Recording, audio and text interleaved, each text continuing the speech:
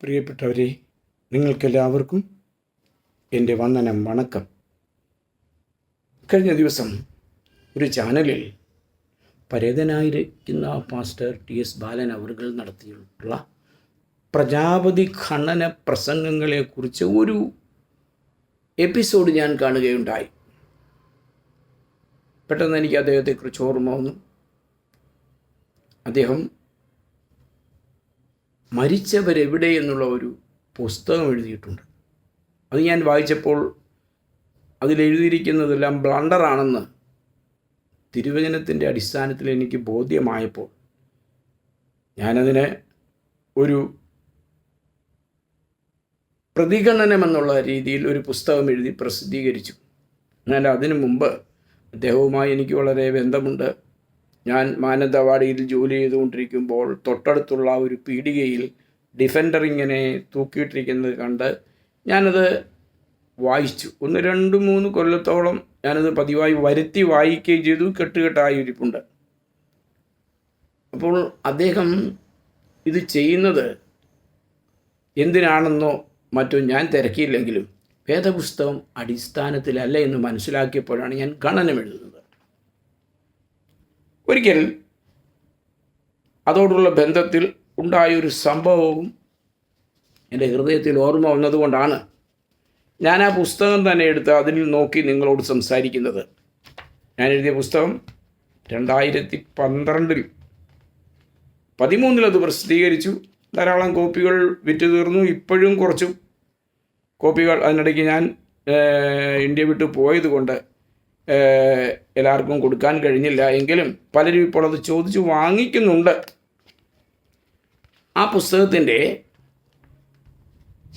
83 മുതലുള്ള പേജുകളിൽ ഞാൻ പറഞ്ഞിരിക്കുന്ന കാര്യങ്ങൾ നിങ്ങളുടെ ശ്രദ്ധയിലൊന്ന് പെടുത്തുകയാണ് പ്രിയപ്പെട്ടവരെ. സാത്താൻ സത്യം പറയുന്നുവോ എന്നുള്ള ശീർഷകത്തിലാണ് ഞാൻ ബാലൻ്റെ ഗ്രന്ഥത്തെ നിരൂപണം ചെയ്തിട്ടുള്ള കൂട്ടത്തിൽ ഒരു പ്രത്യേക ഭാഗം ഞാൻ വിമർശന വിധേയമാക്കുന്നത്. അതിൻ്റെ ശീർഷകമാണ് നിങ്ങളിപ്പോൾ കേട്ടത്. സാത്താൻ സത്യം പറയുന്നുവെന്നോ? കർത്താവിൻ്റെ മരണ പുനരുദ്ധാനങ്ങൾക്ക് മുൻപ് ഭൂമിയിൽ നിന്നും മാറ്റപ്പെട്ടിട്ടുള്ള വിശുദ്ധന്മാർ അബ്രഹാമിൻ്റെ മടി എന്നറിയപ്പെടുന്ന അധോലോക പ്രതീസയിൽ വിശ്രമിച്ചിരുന്നു എന്നും അധോലോകങ്ങളുടെ മേൽ അതിനു മുൻപുള്ള കാലങ്ങളിൽ പിശാചിന് ചില അധികാരങ്ങൾ ഉണ്ടായിരുന്നുവെന്നും നാം കണ്ടു. കർത്താവാകട്ടെ കാൽവറിക്കുരിശിൽ വെച്ച് അവൻ്റെ തലയെ തകർത്ത് അവൻ്റെ അധികാരങ്ങളിൽപ്പെട്ട മരണത്തിൻ്റെയും പാതാളത്തിൻ്റെയും താക്കോൽ സാത്താൻ്റെ കയ്യിൽ നിന്ന് വാങ്ങിയെടുത്തു. അവൻ്റെ അധികാരം നഷ്ടപ്പെടുന്നതിന് മുൻപ് പിശാച് തനിക്കുണ്ടായിരുന്ന അവൻ്റെ അധികാരം ഉപയോഗിച്ച്, സ്വാധീനം ഉപയോഗിച്ച് തൻ്റെ കസ്റ്റഡിയിൽ നിന്നും ശമൂവേൽ പ്രവാചകനെ വിളിച്ചു കൊണ്ട് ചെന്ന് തൻ്റെ ഒരു ഭക്തയായിരുന്ന വെളിച്ചപ്പാടത്തിയുടെ മുൻപിൽ നിർത്തി കൊടുക്കുകയായിരുന്നു എന്ന് ഞാൻ പറഞ്ഞു. അതിൽ ഉപദേശത്തെ ഖണ്ഡിക്കത്തക്ക വിധത്തിൽ, ഉപദേശത്തെ ബാധിക്കുന്ന വിധത്തിൽ ഒന്നും തന്നെയില്ല എന്ന് നമുക്കറിയാം. നേരെ മറിച്ച് ഇന്നായിരുന്നുവെങ്കിൽ സാത്താൻ്റെ ആ പദ്ധതി നടക്കുകയില്ലായിരുന്നു. എന്തുകൊണ്ടെന്നാൽ കർത്താവ് സാത്താനിൽ നിന്ന് ഓൾറെഡി അവൻ്റെ അധികാരങ്ങളെല്ലാം കൈയടക്കി കഴിഞ്ഞിരുന്നുവല്ലോ. ഇബ്രായ ലേഖനം 2:1-15 ഈ വാക്യങ്ങൾ വായിക്കുമ്പോൾ സാത്താൻ്റെ അധികാരം മാറ്റി എന്നുള്ളതാണ് ശരിയായ രീതിയിൽ തർജ്ജിമ ചെയ്യപ്പെടേണ്ടത്. പക്ഷേ സാത്താനെ ഇപ്പോൾ മാറ്റിയിട്ടില്ല. അത് സഹസ്രാബ്ദ വാഴ്ചയ്ക്ക് തൊട്ടു മുൻപാകുന്നു എന്നും നാം മനസ്സിലാക്കിയിട്ടുണ്ട്.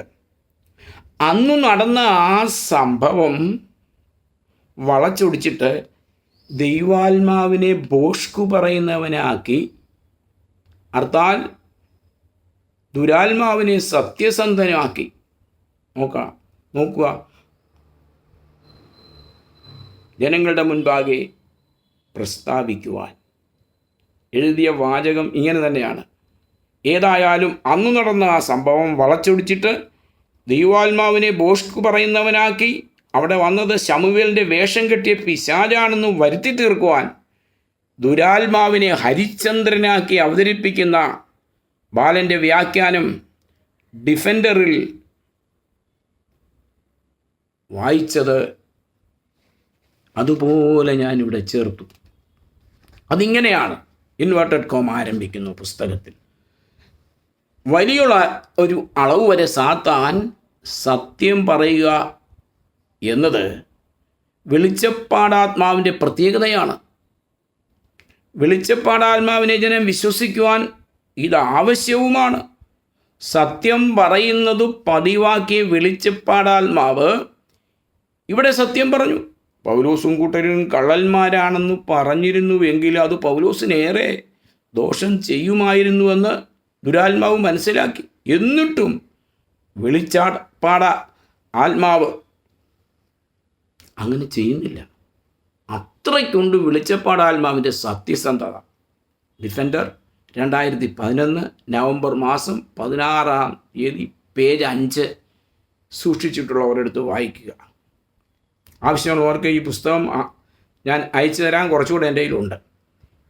ഈ മനുഷ്യൻ അത്യുന്നതനായ ദൈവത്തിൻ്റെ ദാസന്മാർ രക്ഷാമാർഗം നിങ്ങളോട് അറിയിക്കുന്നവരെന്ന് വെളിച്ചപ്പാടത്തിൽ വിളിച്ചു പറഞ്ഞു. അപ്പോസ്തലപ്രവൃത്തി 16:17. സാത്താൻ്റെ ഈ സത്യം പറച്ചിൽ കേട്ടിട്ട് പൗലോസ് മുഷിഞ്ഞു എന്നല്ലാതെ ഞെട്ടുകയോ അത്ഭുതപ്പെടുകയോ സാത്താനെ പ്രശംസിക്കുകയോ ഒന്നും ചെയ്തതായി കാണുന്നില്ല. പക്ഷേ അവളെ ആട്ടിപ്പായിക്കുകയാണ് ഉണ്ടായത്. 16:18 അപ്പോസ്തലപ്രവൃത്തി. ഇന്നായിരുന്നുവെങ്കിൽ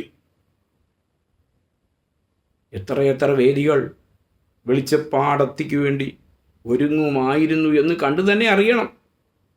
സാത്താൻ ഭോഷ്ക് പറയുന്നവനും അതിൻ്റെ അപ്പനുമാകുന്നു എന്നുള്ള കർത്താവിൻ്റെ മുന്നറിയിപ്പ് പൗലോസ് ഉടനെ ഓർത്തു അവളെ ആട്ടിക്കളഞ്ഞു എന്നുള്ളതാണ് സത്യം.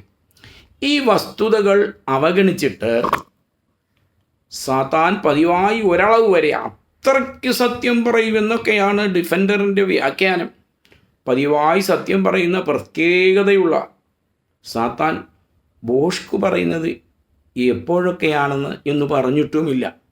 ചിന്തയിൽ നിന്ന് വാക്കും, വാക്കിൽ നിന്ന് പ്രവൃത്തിയും, പ്രവൃത്തിയിൽ നിന്ന് ശീലവും, ആ ശീലം ഒരാളുടെ സ്വഭാവവും ആയിത്തീരുകയാണ് എന്നുള്ളതാണ് അഭിജ്ഞമതം.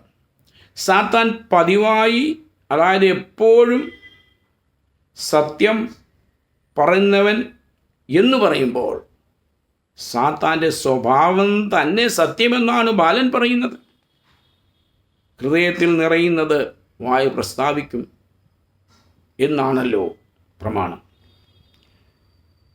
മാന്യ വായനക്കാരുടെ ചിന്തയ്ക്ക് വേണ്ടി ഉണ്ടായൊരു സംഭവം സന്ദർഭോചിതമായി ഞാൻ നിങ്ങളുടെ മുൻപിൽ വയ്ക്കട്ടെ. 9/7/2012 രാവിലെ ഡിഫൻഡർ പത്രാധിപരുമായി ബന്ധപ്പെടുവാൻ ഞാൻ നിർബന്ധിതനായി. എൻ്റെ പേര് കേട്ടപ്പോൾ തന്നെ ബാലൻ കരുതുള്ളി സംസാരിച്ച കൂട്ടത്തിൽ ജൂലൈ 9 വരിക്കാരനായി എനിക്ക് വാരിക ലഭിക്കാത്തതിനെ പറ്റിയുള്ള പരിദേവനം ഞാൻ അറിയിച്ചു. എനിക്കിന്നു വരെ ഡിഫൻഡർ കിട്ടിയിട്ടില്ലല്ലോ സാറേ എന്നുള്ള എൻ്റെ ചോദ്യം കേട്ട മാത്രയിൽ ബാലൻ്റെ മറുപടി എനിക്ക് ഒറ്റ തന്തയേ ഉള്ളൂ. ഇത് കേട്ടിട്ട് മൃഗസ്യ ഞാൻ നിൽക്കുമ്പോൾ വീണ്ടും പത്രാധിപർ 1-16 ഞാൻ അയച്ചിരിക്കും. തുടർന്ന് ഞാൻ പ്രിയരെ പോസ്റ്റ് ഓഫീസിൽ അന്വേഷിച്ചു എന്ന് ഞാൻ പറഞ്ഞു. ഉടനെ പത്രാധിപരുടെ മറുപടി, അതിന് ഞാൻ എന്ത് ചെയ്യണം? ബസ് പിടിച്ചങ്ങോട്ട് വരട്ടെ. ഞാൻ പറഞ്ഞു, അയ്യോ അത് വേണ്ട. വീണ്ടും മറുപടി, എന്നാ മിണ്ടാതിരി. ഇതുവരെ തമ്മിൽ കണ്ടു മിണ്ടിയിട്ടില്ലാത്ത ഒരാളിനോട് എന്തിനെ ഇങ്ങനെ മറുപടി പറഞ്ഞു? ഒരിരുട്ടടി കിട്ടിയതുപോലെ ആയിപ്പോയി. വൈരാഗ്യം പൂണ്ട ബാലൻ്റെ ബാലിശമായ മറുപടി കേട്ടു ഞെട്ടിയ ഞാൻ ചിന്തിച്ചു, ദൈവമേ, ഇതാണോ ബാലൻ? ഈ ബാലന് ശിക്ഷ കൊടുക്കാതിരിക്കരുത് എന്ന് പ്രാർത്ഥിക്കുന്ന ആ വലിയ കൂട്ടത്തിൽ ഞാനും ഒരു നിമിഷം പെട്ടുപോയി. ബാലിനെ മുട്ടുകുത്തിച്ച ദൈവം ബാലനെ ഇവിടെ മുട്ടുകുത്തിക്കും എന്ന് ബാലന് ബോധ്യമുണ്ടായിരുന്നു എന്നതിനാൽ മാനസികമായി തകർന്ന ബാലനിൽ നിന്ന് ഇതിൽ പരം ഒരു മറുപടി പ്രതീക്ഷിക്കുവാൻ കഴിയുകയില്ലല്ലോ എന്ന് പിന്നീടാണ് ഞാൻ ഓർത്തത്. ഞാൻ ഈ പുസ്തകം പ്രസിദ്ധീകരിക്കുന്നതിന് മുൻപ് തന്നെ ഇതിൻ്റെ ഒരു ഇൻ്റർനെറ്റ് കോപ്പി എൻ്റെ സ്നേഹിതൻ മുഖാന്തരം ബാലന് എത്തിച്ചു കൊടുത്തിരുന്നു. അത് വായിച്ചറിഞ്ഞതിന് ശേഷം ആയതിനാലാണ് ബാലൻ ഈ വിധത്തിൽ എന്നോട് കരുതുള്ളിയത് എന്ന് ഗ്രഹിപ്പാൻ എനിക്ക് മനസ്സിലായി. കഴിഞ്ഞു. വാരിക കിട്ടാത്തത് സംബന്ധിച്ചും മറുപടി പ്രതീക്ഷിക്കുന്ന ഒരു വരിക്കാരനോട് വൈകാരികമായി ഇങ്ങനെ അശ്രീകരമായ മറുപടി പറഞ്ഞതിൻ്റെ പിൻപിലുള്ള ചേതോവികാരം എന്തെന്ന് ഗ്രഹിക്കുവാൻ എനിക്ക് കഴിയുന്നില്ല.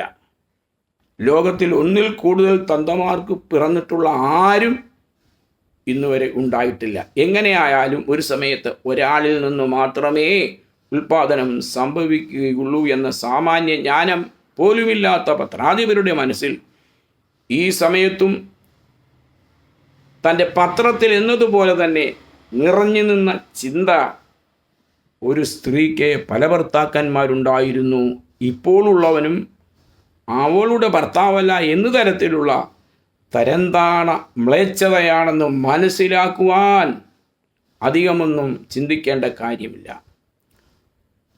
അത് അദ്ദേഹത്തിൻ്റെ വായിൽ കൂടി അനവസരത്തിൽ പുറത്തു വന്നു എന്നതിൽ കവിഞ്ഞ് എന്താണ് ഗ്രഹിക്കുവാൻ കഴിയുന്നത് എന്ന് ചിന്തിപ്പീൻ. ദുരുപദേശക്കാരനായി അധപ്പതിച്ച വില്യം ബ്രൻഹാം ഹൗവ സാത്താനിൽ നിന്നും ആദമിൽ നിന്നും ഒരേപോലെ ഗർഭം ധരിച്ചു എന്ന് സ്ഥാപിക്കുവാൻ ശ്രമിക്കുന്നത് നാം അറിയുന്നു. അതുതന്നെയാണിപ്പോൾ ബാലനും പറയുന്നത് എന്നെനിക്ക് മനസ്സിലായി. അല്പം കൂടി കേൾക്കാം പ്രിയരെ. മഹാകവി വയലാറിൻ്റെ ഐഷയിൽ പതിയും കണ്ടിച്ചിട്ട പണ്ടവുമായി പാഞ്ഞ പാണ്ടിപ്പോത്തിൻ്റെ പിന്നാലെ പായുന്ന അവളുടെ ബാപ്പ അദ്രമാൻ്റെ കൊലക്കത്തി വായിക്കുന്ന സ്വഭാവം ഒരു നിമിഷം ഞാൻ ഓർത്തുപോയി. പാവം പെണ്ണെന്ന് പറഞ്ഞാലും പെണ്ണേ നിന്നെ കത്തി കൊണ്ടരിഞ്ഞു ഞാൻ കടയിൽ കെട്ടി തൂക്കും എന്ന് പറയുന്ന മുഖത്തു മുഴുവനും മസൂരിക്കുത്തുള്ള ചട്ടുകാലനദ്രമാൻ പറയുന്നത് പോലെ ഇങ്ങനെ ഒരു മറുപടി ആരിൽ നിന്നായിരുന്നാലും അദ്ദേഹം അത് ഇൻ്റർനെറ്റ് വഴി ലോകം മുഴുവനും കേൾപ്പിക്കുമായിരുന്നു. ഭാഗ്യവശാൽ എൻ്റെ കാര്യത്തിൽ അത് സംഭവിച്ചില്ല. ഞാൻ അദ്ദേഹത്തിനെതിരായി ഒന്നും പറഞ്ഞുമില്ല. അത് റെക്കോർഡ് ചെയ്യുവാൻ എനിക്കും കഴിഞ്ഞില്ല. മാളോരെ, ഞാൻ ഈ സംഭവം നിങ്ങളെ അറിയിക്കുകയാണ്. കർത്താവിൻ്റെ മുൻപിൽ ചെന്നുപെട്ട സാത്താൻ മഹോന്നതനായ ദൈവത്തിൻ്റെ പുത്ര, സമയത്തിനു മുൻപേ ഞങ്ങളെ ദണ്ഡിപ്പിക്കരുതേ, ഞങ്ങളെ പാതാളത്തിലേക്ക് അയച്ചു കളയരുതേ എന്നും മറ്റും കർത്താവിനോട് അപേക്ഷിച്ചുകൊണ്ട് കർത്താവിൻ്റെ കാലു പിടിച്ച കാര്യം നാം വായിക്കുന്നുണ്ടല്ലോ. അതുപോലെ പരാജയത്തിൻ്റെയും ഭീതിയുടെയും കീഴടങ്ങലിൻ്റെയും ഒരു ഡയലോഗ് എന്നതിൽ കവിഞ്ഞ് സാത്താൻ സത്യം പറഞ്ഞതായി ഇതിനെ വ്യാഖ്യാനിക്കുവാൻ ആർക്കും കഴിയുകയില്ല. പോലീസുകാരൻ്റെ ഇടികൊള്ളുന്ന കള്ളൻ സത്യം പറഞ്ഞു എന്ന് വെച്ച് കള്ളനെ പിന്നീട് ആരെങ്കിലും സത്യം പറയുന്നവൻ എന്ന് പറഞ്ഞിട്ടുണ്ടോ? മാനസാന്തരപ്പെട്ട കുരിശിലെ കള്ളൻ പോലും ഇന്നും കള്ളനെന്ന് തന്നെയാണ് അറിയപ്പെടുന്നത് എന്ന് മാന്യവായനക്കാർ കള്ളന്മാരുടെ സംഘടനയിൽപ്പെട്ടവരോടൊന്ന് അടുത്തു നോക്കൂ. അപ്പോൾ അറിയാം മാങ്ങയുടെ പുളി. അതുകൊണ്ട് പിശാച് കള്ളൻ തന്നെയാണ്. കർത്താവ് പറഞ്ഞിട്ടുള്ളതിന് മാറുപാടായി പൗലോസ്ലീഹ പറഞ്ഞാലും അത് തള്ളിക്കളയേണ്ടതാണ്. ബാക്കി ഞാൻ തുടരുന്നതായിരിക്കും പ്രിയരെ. നിങ്ങളിതിനെക്കുറിച്ച് ചിന്തിക്കുകയും പഠിക്കുകയും ചെയ്യണമെന്ന് അപേക്ഷിച്ചുകൊണ്ട് ഒരു വാക്ക് പ്രാർത്ഥിക്കാം. എന്നിട്ട് നമുക്ക് നിർത്താം. പ്രിയ കർത്താവേ, ഞങ്ങൾ നിന്നെ സ്തുതിക്കുന്നു. ഞങ്ങൾ സത്യാന്വേഷികളായി ജീവിക്കുമ്പോൾ തിരുവചനത്തിനെതിരായി വരുന്ന ഊഹാപോഹങ്ങളെയും ഉയർച്ചകളെയും ഇടിച്ച് നിരപ്പാക്കണം. അല്ലെങ്കിൽ സ്വർഗരാജ്യം ഞങ്ങൾക്ക് കിട്ടുകയില്ല. സത്യസന്ധമായി നിന്നെ സ്നേഹിച്ച് ആരാധിച്ച് കർത്താവെ നിൻ്റെ സന്നിധിയിൽ വരുവാൻ ഞങ്ങളെല്ലാം സഹായിക്കും. യേശുവിൻ്റെ നാമത്തിൽ തന്നെ ആമേൻ.